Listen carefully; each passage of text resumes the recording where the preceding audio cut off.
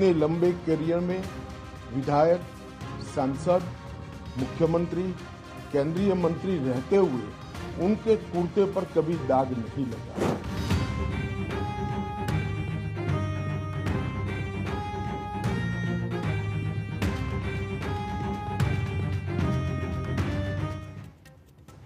ये तो खैर होना ही था, पर ऐसे होगा और अभी होगा, किसको खबर थी? देश होली खेल रहा था, रंग गुलाल उड़ रहे थे, लेकिन बिहार में राजनीति एक अलग ही रंग ले रही थी। बिहार वाले होली खेल रहे थे और सियासत में खेले की स्क्रिप्ट जो पता नहीं कब लिखी गई थी, लेकिन उसका स्क्रीन नहीं, रियल प्ले शुरू हो चुका। हवा में उड़ते गुलाल की तरह ये खबर भी उड़ने लगी कि नीतीश कुमार राज्यसभा जाएंगे।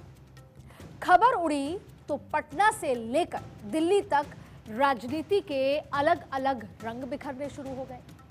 नीतीश को जानने वाले यकीन ही नहीं कर पा रहे थे कि नीतीश कुमार यूं कुर्सी छोड़कर संन्यास वाले मोड में कैसे चले गए। लेकिन नीतीश के राज्यसभा जाने वाली खबर जो पहले हवाओं में तैरनी शुरू हुई थी, दिन ढलते ढलते यानी कि 4 मार्च की शाम होते होते एक पुख्ता खबर के रूप में लगने लगी। पर एक ओर जहां खबरों को लेकर सरगर्मी थी, वहीं दूसरी ओर दिल्ली से पटना तक जेडीयू बीजेपी दफ्तर में सन्नाटा और नेताओं की जुबान मौन थी। नीतीश का बयान आने या फिर उनकी ओर से राज्यसभा के नामांकन पेपर पर साइन करने तक कोई पुख्ता तरीके से कुछ कहने को तैयार नहीं था, न बीजेपी वाले और न ही जेडीयू वाले। और आखिरकार इन अटकलों पर विराम लगाया खुद नीतीश कुमार के पोस्ट में, और वो भी होली के अगले दिन। एक्स पर नीतीश कुमार ने पोस्ट किया और पोस्ट के साथ ही साफ हो गया कि वो राज्यसभा जाने के लिए तैयार है। और राज्यसभा जाने का मतलब सीधा था नीतीश का एक्टिव पॉलिटिक्स से संन्यास, या यूं कहें कि बीजेपी ने तरीके से एक बहुत ही रिस्पेक्टफुल एग्जिट की तैयारी करी। यानी 21 सालों तक बिहार की राजनीति के लिए अपरिहार्य हो चुके नीतीश कुमार पर सियासी संन्यास की ओर अब वो बढ़ चले हैं। राज्यसभा सांसद बनने के बाद वो बिहार के दोनों सदनों और संसद के दोनों सदनों का सदस्य बनने वाले नेता हो जाएंगे। लेकिन ठसक बिहार के मुख्यमंत्री के तौर पर उनकी थी, वो अब शायद ही देखने को मिले। पर यह सवाल तो फिर भी अपनी जगह ही था कि आखिर सियासत के हर रंग में माहिर नीतीश कुमार ऐसे कैसे मान गए, या पर्दे के पीछे कुछ और भी है। वैसे सूत्रों की माने तो इसके पीछे असल वजह है नीतीश कुमार का लगातार गिरता स्वास्थ्य। वो लोग जो उनके आसपास हैं, उनका ये मानना है कि जेडीयू और नीतीश कुमार के करीबी और बीजेपी ये जानते हैं कि नीतीश कुमार अभी तबियत वाइज ठीक नहीं है, जो चुनाव से पहले ही बातें चलती हैं। लेकिन वो लोग जो नीतीश कुमार को प्यार करते हैं, वो अभी भी इस उम्मीद में हैं कि दिल्ली जाकर राज्यसभा का सांसद बनके वो कोई और बड़े रोल में रहेंगे, नोइंग नीतीश कुमार कि जब वो डील करते हैं तो वो कुर्सी के बिना डील नहीं करते। अब देखिए, जिसके बाद पार्टी के जो ये तमाम चीजें हुई, तो पार्टी के जो 2 वरिष्ठ नेता हैं जो आजकल सारे सियासी फैसले कर रहे हैं, जिन पर यह भी आरोप है कि वो बीजेपी के पास ज्यादा खड़े नजर आते हैं, उन्हें लगने लगा था कि जेडीयू और नीतीश कुमार की विरासत को बचाए रखने के लिए नीतीश का एग्जिट होना जरूरी है और निशांत की एंट्री भी जरूरी है। और फिर बीजेपी का तो बरसों पुराना अरमान ही था कि बिहार में अपना यानी बीजेपी का मुख्यमंत्री हो। अब कुल जमा बात यह है कि नीतीश कुमार राज्यसभा जाएंगे और सूत्रों के मुताबिक सत्ता हस्तांतरण का जो फॉर्मूला बना है, उसमें बिहार में बीजेपी के खाते में मुख्यमंत्री का पद और 15 मंत्री पद आएंगे, तो वहीं जेडीयू के खाते में डिप्टी सीएम और 15 मंत्री पद आएंगे, जबकि एलजेपीआर को 2 मंत्री पद, आरएलएम और एचएएम को एक मंत्री पद मिल सकता है। खैर, सीएम डिप्टी सीएम वाला गणित तो देर सवेर सुलझ ही जाएगा, पर यहां सवाल सिर्फ नीतीश के बिहार की एक्टिव पॉलिटिक्स से एग्जिट भर का नहीं है। सवाल है नीतीश के उस वोट बैंक की विरासत का जिन्हें उन्होंने सींचा और शायद जिसकी वजह से वो 20 साल तक अपनी कुर्सी पर रहे। तो आज के पॉलिटिकल कॉरिडोर में मैं उसी सवाल का जवाब ढूंढने की कोशिश करूंगी।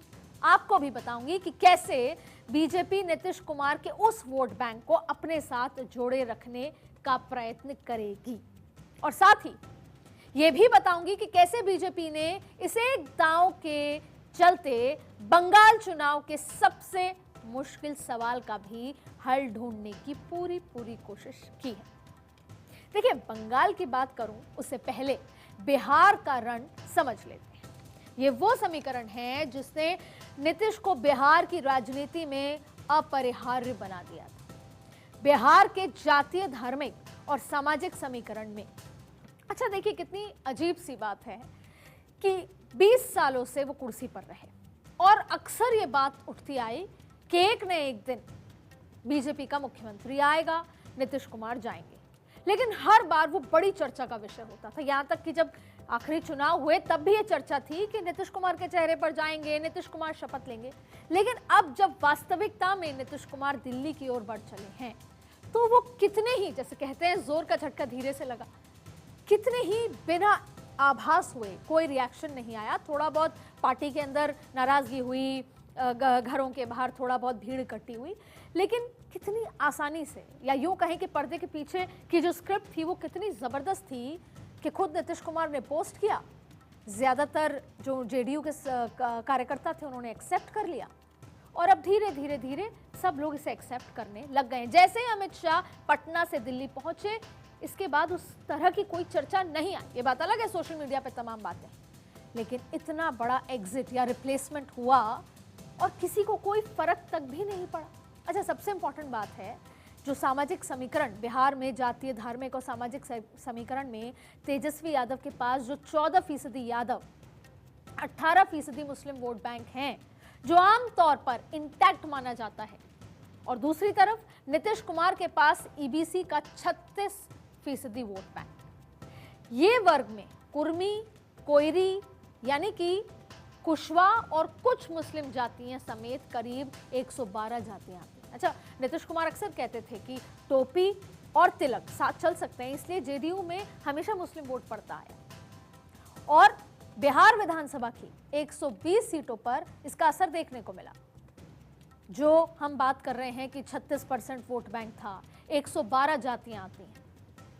बड़ी बात यह है कि समाज की करीब 100 जातियां ऐसी हैं जिसकी अलग अलग जाति गोलबंदी के हिसाब से आबादी 1% या उससे भी कम है, लेकिन ये समाज एकजुट होकर निर्णायक वोट बैंक बन जाता था।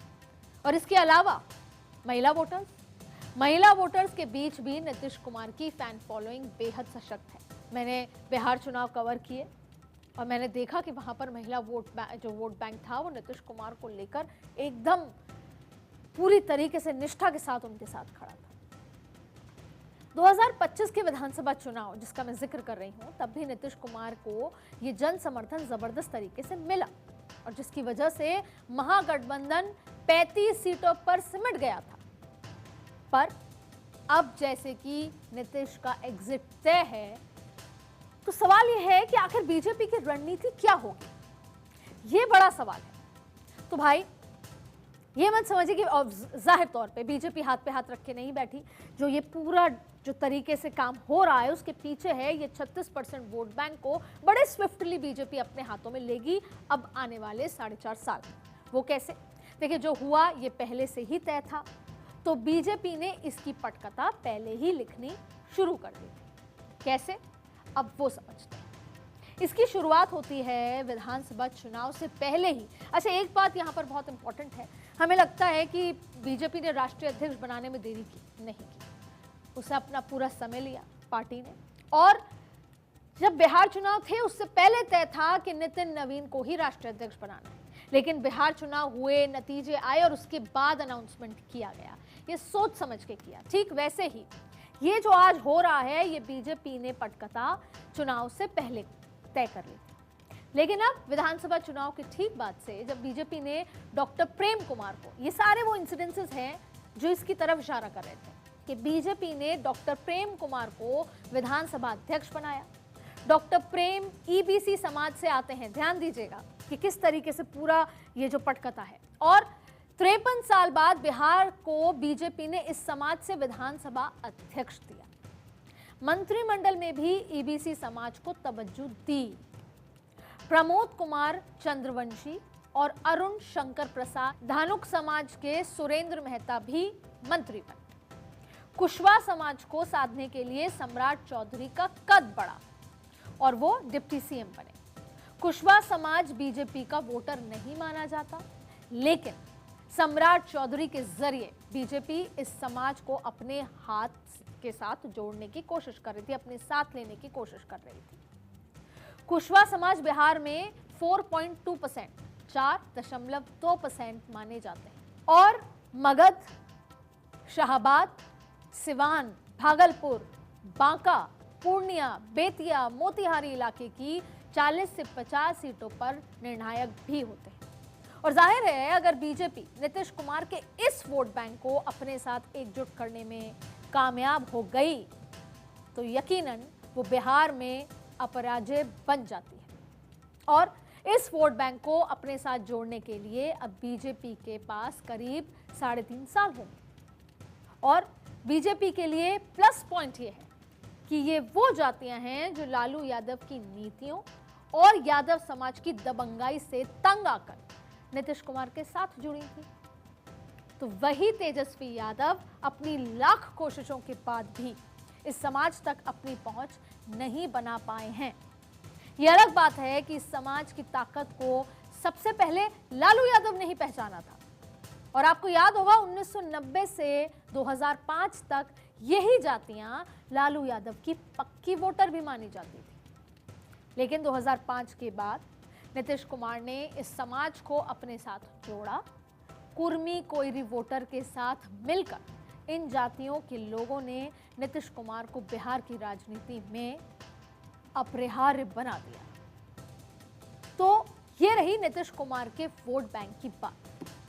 और एक और बात हुई जब ये चुनाव हुए 2025 में, उसके बाद पहली बार भी इस साल में ऐसा हुआ कि होम मिनिस्ट्री मुख्यमंत्री नीतीश कुमार से लेकर बीजेपी ने अपने पास रखी। देखिए किसी भी राज्य और खास तौर पे बिहार, जब पुलिस आपके साथ है तो एक मजबूती होती है, एक ठसक होती है उस पद के अंदर सीएम की।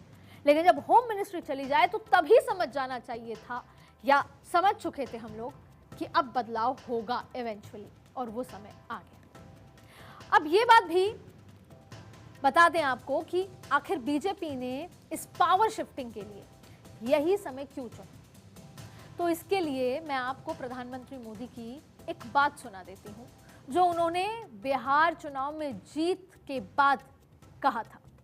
गंगा जी यहां बिहार से बहते हुए ही बंगाल तक पहुंचती है।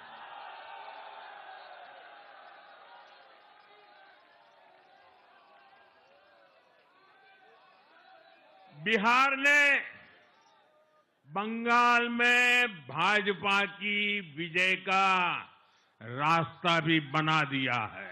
मैं बंगाल के भाइयों बहनों को भी आश्वस्त करता हूं, अब भाजपा आपके साथ मिलकर पश्चिम बंगाल से भी जंगल राज को उखाड़ फेंकेगी। तो बिहार से बीजेपी की गंगा अब बंगाल की ओर बढ़ चली है। वो कैसे और क्यों, इसके लिए बीजेपी को बिहार में अपना मुख्यमंत्री चाहिए। और इसे समझने के लिए आप ये पॉलिटिकल मैप देखिए, आपको आसानी से समझ आएगा कि क्या वजह है।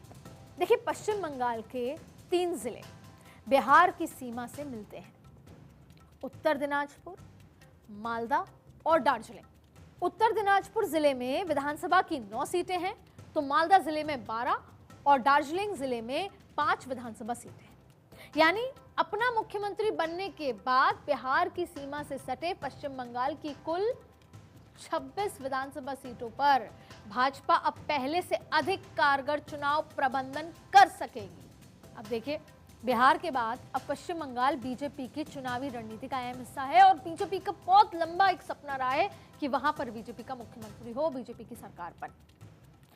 और इसकी गंभीरता इस बात से समझिए कि प्रधानमंत्री मोदी हो, गृह मंत्री अमित शाह या फिर बीजेपी के राष्ट्रीय अध्यक्ष नितिन नवीन पिछले 3 महीनों के भीतर ही तीनों ने बंगाल के चक्कर लगाए हैं और बयान भी सोच समझ के दिए जा रहे हैं। अब पिछली बार की तरह नहीं कि हम डायरेक्ट अटैक ममता बनर्जी पे कर रहे हैं, कई बार वो सेंटिमेंट बंगाल में खड़ा हो जाता है जो पिछली बार हो गया था। इस बार बीजेपी सेलेक्टिव बयान दे रही है। प्रधानमंत्री मोदी 17-18 जनवरी को बंगाल के दौरे पर थे और अब 14 मार्च को भी वो बंगाल जा सकते हैं। अमित शाह 31 जनवरी इस साल पहली बार बंगाल गए और अब तक वो 3 दौरे कर चुके हैं और वहीं नितिन नवीन भी 2 बार बंगाल का चक्कर लगा के आए। अच्छा, ये तो बात है ही कि बंगाल में बहुत सारे बिहारी वर्कर्स हैं जिनका इम्पैक्ट इस चुनाव में देखने को मिलेगा और ये जिम्मेदारी कहीं ना कहीं नितिन नवीन के कंधे पर भी है क्योंकि वो बिहार से आते हैं। नितिन नवीन बिहार से ही हैं और बिहार में बीजेपी का मुख्यमंत्री होने पर वो पार्टी की योजनाएं ज्यादा आसानी से लागू करा पाएंगे। खैर, फिलहाल तो बीजेपी के सारे मोहरे फिट भी नजर आ रहे हैं और हिट भी, पर राजनीति में संभावनाएं कभी खत्म नहीं होती हैं। इसकी आस में तेजस्वी यादव आरोप लगा रहे हैं कि बीजेपी ने नीतीश को हाईजैक कर लिया और लालू यादव तो पहले भी कई बार कह चुके हैं कि नीतीश के पेट में दांत है, यानी नीतीश कब और क्या कर जाएं, इसकी भविष्यवाणी करने का जोखिम कोई भी राजनीतिक पंडित नहीं उठा। तो जब तक बिहार में बीजेपी अपना मुख्यमंत्री कुर्सी पर नहीं बिठा लेती, तब तक ना तो ये अटकलें खत्म होंगी और ना ही बीजेपी का चाणक्य चैन से बैठेंगे। ये तो तय है। और वैसे भी बिहार में जब जब फागुन की बयार बहने लगती है, राजनीति की नई हवाएं चलती हैं। आज के पॉलिटिकल कॉरिडोर में बस इतना ही।